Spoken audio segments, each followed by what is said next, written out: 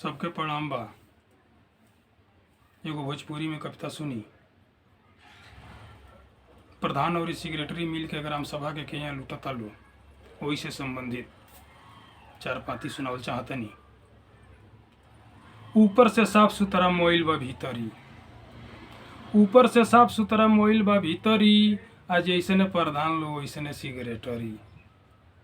दुनू जाने मिल के करे घोटाला, दुनू जाने मिल के करे घोटाला। आ एके गो नाली दू जगह लिखाला, नाली बनता एगो आ कागज में लिखाता दूगो। फलाने के घर से फलाने के घर ले, आ वही नलिया के चिलाने के घर से ढकाने के घर ले। तो दुनू जाने मिल के करे घोटाला, आ एके गो नाली दू जगह लिखाला। होई जब जांच तो छूटे लगी छितरी, होई जब जांच तो छूटे लगी छितरी। आज ऐसने प्रधान लो वैसने सेक्रेटरी। दूसरे के आवास दूसरे के दियाता, सूची में नाम के गौरिक रहता, अपावत के गौरी बा। दूसरे के आवास दूसरे के दियाता, आ खर्चा के नाम पर 25,000 लियाता। लागत गरीबे के डुबा दिलो गठरी, लागत गरीबे के डुबा दिलो गठरी। आ जैसने प्रधान लो वैसने सेक्रेटरी। मनरेगा में प्रधान लोग के होला कमाई, मनरेगा में प्रधान लोग के होला कमाई। आ 1 लाख के काम हुई तो 10 लाख लुटाई। कागज में झूठाऊ खोना जाता पोखरी, कागज में झूठाऊ खोना जाता पोखरी। आ जैसने प्रधान लोग वैसने सेक्रेटरी। खड़ंजा चबूतरा के ईटा बा घटिया, खड़ंजा चबूतरा के ईटा बा घटिया। आ रुपया बचा के खींचे लो बधिया।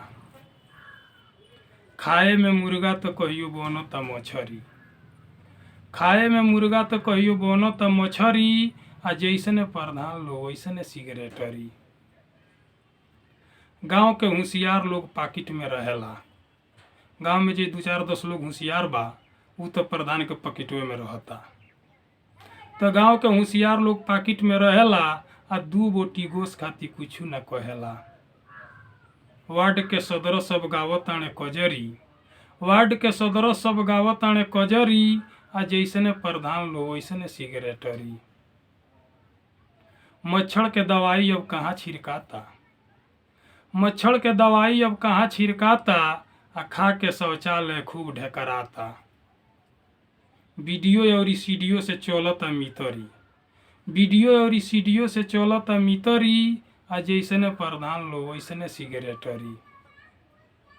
ऊपर से साफ सुथरा मोइल बा भीतरी, ऊपर से साफ सुथरा मोइल बा भीतरी।